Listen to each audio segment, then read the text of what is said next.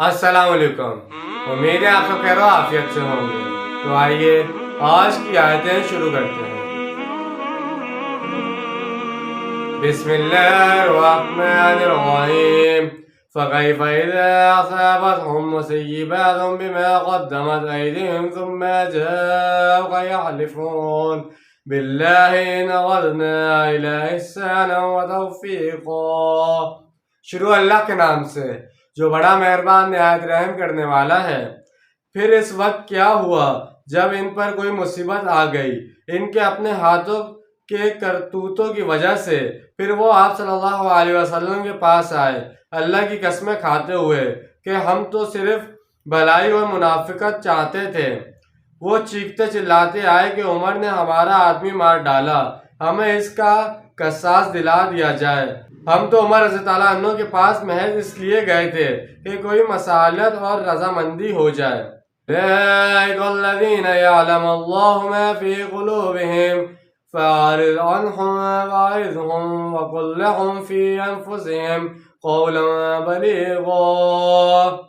ये वो लोग हैं कि जो कुछ इनके दिलों में है अल्लाह इसे जानता है। तो ये नबी सल्लल्लाहु अलैहि वसल्लम आप इनसे चश्म पोशी कीजिए और इनको ज़रा नसीहत कीजिए और इनसे खुद इनके बारे में ऐसी बात कहें जो इनके दिलों में उतर जाए। यह आयत नाजिल होने के बाद रसूलुल्लाह सल्लल्लाहु अलैहि वसल्लम ने हज़रत उमर रज़ी अल्लाह अन्हु को बरी करार दिया कि अल्लाह की तरफ से इनकी बरात आ गई है और इसी दिन से इनका लक़ब फारूक मुकर्रर पाया, यानी हक को बातिल में फ़र्क कर देने वाला। अब एक बात नोट कर लीजिए कि सूरह मुबारका में मुनाफिकत जो ज़ेर बहस आई है वो 3 उन्वान के तहत है। मुनाफिकों पर 3 चीज़ें बहुत भारी थीं, जिनमें से अव्वलीन रसूलुल्लाह सल्लल्लाहु अलैहि वसल्लम की अताअत थी। और ये बड़ी नफसियाती बात है। एक इंसान के लिए दूसरे इंसान की अताअत बड़ा मुश्किल काम है। हम जो रसूलुल्लाह सल्लल्लाहु अलैहि वसल्लम की अताअत करते हैं तो रसूलुल्लाह सल्लल्लाहु अलैहि वसल्लम हमारे लिए एक इदारे की हैसियत रखते हैं। रसूलुल्लाह सल्लल्लाहु अलैहि वसल्लम शख्सियतन हमारे सामने मौजूद नहीं हैं, जबकि इनके सामने रसूलुल्लाह सल्लल्लाहु अलैहि वसल्लम शख्सियतन मौजूद थे।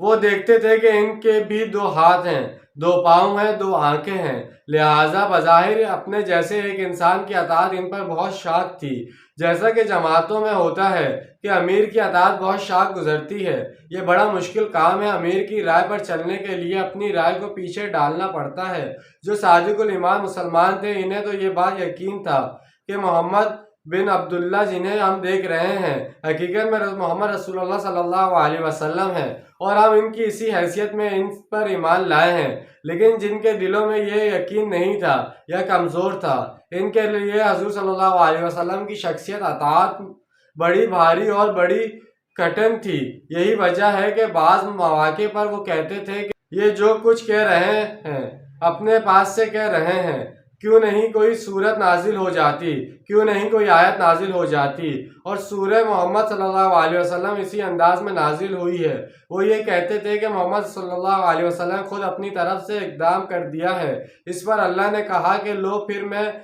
कताल की आयत नाजिल कर देते हैं। दूसरी चीज़ जो इन पर कठिन थी वो है कताल, यानी अल्लाह की राह में जंग के लिए निकलना। इनका हाल ये था कि मरहला सख्त है और जान अजीज़। तीसरी कठिन चीज़ हिजरत थी। इसका इतलाक मुनाफिकीन मदीना पर नहीं होता था, बल्कि मक्का और इर्द गिर्द के जो मुनाफिक थे इन पर होता था। इनका जिक्र भी आगे आएगा। जाहिर है घर बार और ख़ानदान वालों को छोड़कर निकल जाना कोई आसान काम नहीं है। अब सबसे पहले अताअत रसूल सल्लल्लाहु अलैहि वसल्लम की अहमियत बयान की जा रही है।